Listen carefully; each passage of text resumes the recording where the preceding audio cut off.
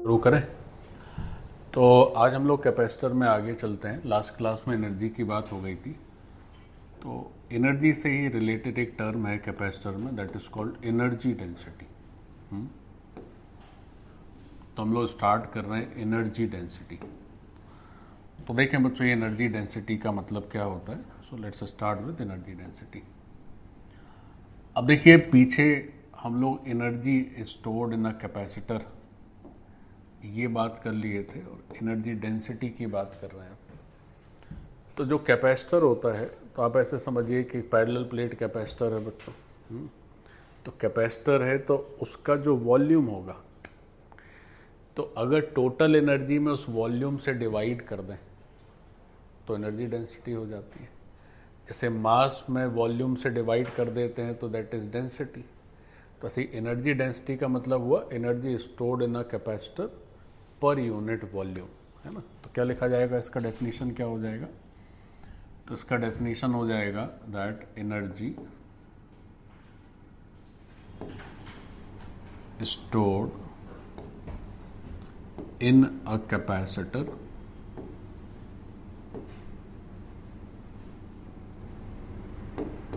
Energy stored in a capacitor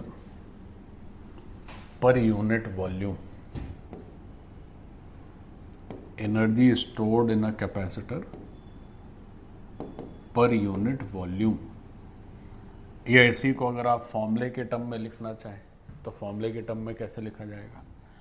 अच्छा, तो फॉर्मूले के टर्म में अगर आप लिखना चाहें तो आप ऐसे लिख सकते हैं। इसको बच्चों स्मॉल यू से जनरली रिप्रेजेंट करते हैं एनर्जी डेंसिटी को। तो अगर एनर्जी डेंसिटी का कोई फॉर्मूला लिखना चाहे तो फॉर्मूला कैसे बैठेगा। तो एनर्जी डेंसिटी स्मॉल यू, तो वो कितनी हो जाएगी, तो वो हो जाएगी एनर्जी स्टोर्ड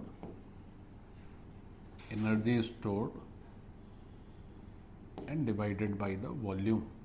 पूरा लिखना चाहो तो पूरा लिख लो, energy stored in a capacitor, energy stored in a capacitor और डिवीजन कर दीजिए इसका वॉल्यूम से। So this is called the energy density. तो एनर्जी डेंसिटी का ये मीनिंग हो गया, energy stored in a capacitor divided by the volume. अब अगर इसका फॉर्मूला लिखना चाहें तो बच्चों आसानी से फॉर्मूला भी लिख सकते हैं। पहले इतना नोट कर लीजिए। देखो इसका फॉर्मूला देखते हैं। जैसे अगर आपसे ये पूछा जाए पर यूनिट वॉल्यूम छोड़िए, एनर्जी डेंसिटी छोड़िए, केवल अगर एनर्जी का फॉर्मूला पूछा जाए, energy stored in a capacitor पूछी जाए, energy stored in a capacitor, तो एक कैपेसिटर में कितनी एनर्जी स्टोर है इसकी बात पूछी जाए तो उसको जनरली हम लोग बच्चों कैपिटल यू से लिखते हैं। तो कैपिटल यू को आप क्या लिख सकते हो, हाफ सी वी स्क्वायर लिखते हैं, या हाफ क्यू स्क्वायर बाई सी लिख सकते हैं, या हाफ क्यू इंटू वी लिख सकते हैं, है ना, जैसे भी लिखना चाहें। अब ये जो हाफ सी वी स्क्वायर है, तो C की वैल्यू यानी कैपेसिटेंस जो है कैपेसिटर का वो कितना होता है, तो हमने सीखा है साहब ये होता है A epsilon not by D. और वोल्टेज क्या हो जाता है, V की वैल्यू क्या हो जाती है, तो उसकी वैल्यू लिखते हैं हम लोग E into D, that is the potential drop across the capacitor, और you can say voltage across the capacitor. तो ये फॉर्मूले में हमने V की वैल्यू भी रख दी और C की भी वैल्यू रख दी, और इसको करते हैं सॉल्व, है ना। तो देखते हैं सॉल्व करने से क्या रिजल्ट आता है।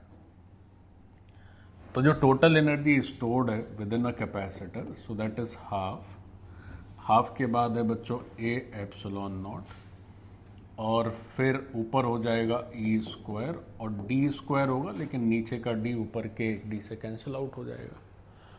तो इसको अगर आप थोड़ा और ठीक से लिखना चाहें तो जो u की वैल्यू आएगी that is half epsilon naught E square, ये एक हिस्सा हो गया, और a इंटू डी ये दूसरा हिस्सा हो गया। बच्चों सीखो, half epsilon naught E square one part and A into D is the other part. तो ऐसा हो गया। अब थोड़ा ज़रा देखो, जैसे ये पूरा कैपेसिटर है, तो ये साइड की क्या है, प्लेट्स हैं, है ना, ये प्लेट्स हैं, इनका एरिया दिया हुआ है A, ठीक। और जो D है वो क्या है बच्चों, बीच का डिस्टेंस है। तो आप सोचो एक बॉक्स के जैसा सोचो, उस बॉक्स में जो वॉल है उनका एरिया पता है, बीच का डिस्टेंस पता है। तो अगर A इंटू डी को मल्टीप्लाई करोगे तो that is the volume of that box. तो ये A इंटू डी ही क्या है, ये वॉल्यूम हो गया कैपेसिटर का, है ना। ये क्या हो गया, this is your volume of capacitor.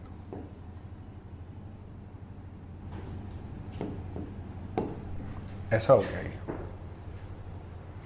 तो ये तो हुई total energy stored with in a capacitor. अब अगर पूछें कि भाई एक बात बताइए, एनर्जी डेंसिटी बताइए, तो एनर्जी डेंसिटी के लिए ये जो तुमने फॉर्मूला लिख रखा है, आप क्या करेंगे कि इसमें वॉल्यूम से डिवाइड कर देंगे। तो जब आप वॉल्यूम से डिवाइड करेंगे तो जो A इंटू डी वॉल्यूम है वो नीचे से डिवाइड हो जाएगा, तो ऊपर से कैंसिल आउट हो जाएगा, है ना। तो अगर पूछा जाए कि साहब एनर्जी डेंसिटी लिखें, क्या होगी, तो अगर एनर्जी डेंसिटी पूछी जाए तो energy density which is small u, तो उसको आप कैसे लिखोगे, तो आप लिखोगे half epsilon naught E square into A D, और नीचे भी ए डी आ जाएगा, क्योंकि एनर्जी डेंसिटी लिखने में क्या होता है कि हमें total energy per unit volume लिखनी पड़ती है। तो ए डी से कर दिए डिवाइड, तो ए डी से कर दिए डिवाइड, तो यहाँ से आपका आंसर आ गया। तो ये एनर्जी डेंसिटी का फर्स्ट रिजल्ट है, that small u is equal to half epsilon naught E square. This is the first result of energy density. Done.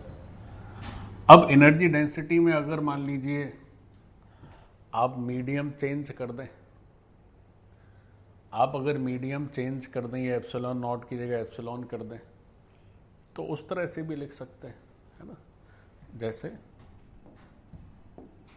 अगर एनर्जी डेंसिटी का और एक जनरलाइज्ड अगर कोई फॉर्मूला करना चाहे, तो यू डैश हमने लिखा, तो यू डैश ऐसे लिख दिया हाफ एप्सिलॉन और ई स्क्वायर, इस तरह से। तो इस फॉर्मूले और ऊपर वाले फॉर्मूले में क्या मतलब है, तो यहाँ एप्सिलॉन जो है वो एक जनरलाइज्ड परमिटिविटी है, और एप्सिलॉन नॉट जो है वो केवल और केवल किसके लिए है, वैक्यूम के लिए। तो यहाँ पर जो एप्सिलॉन है that is permittivity for any medium, किसी भी मीडियम की है परमिटिविटी। अब बच्चों देखो, आपने एक फॉर्मूला पढ़ा होगा कि जो एप्सिलॉन होता है that is epsilon not into epsilon R. तो हम लोग पहले ही फॉर्मूला पढ़ चुके हैं। So epsilon R is called the relative permittivity, और एप्सिलॉन नॉट आर को ही हम लोग क्या लिख पाते हैं, के भी कहते हैं, इसी को तो डाइलेक्ट्रिक कांस्टेंट कहते हैं। तो this is the dielectric constant. तो हमारा ये जो फॉर्मूला है, अगर हम किसी भी मीडियम के लिए लिखना चाहें, यानी डाइलेक्ट्रिक कांस्टेंट के टर्म में लिखना चाहें, तो ये फॉर्मूला कैसे ट्रांसफर हो जाएगा।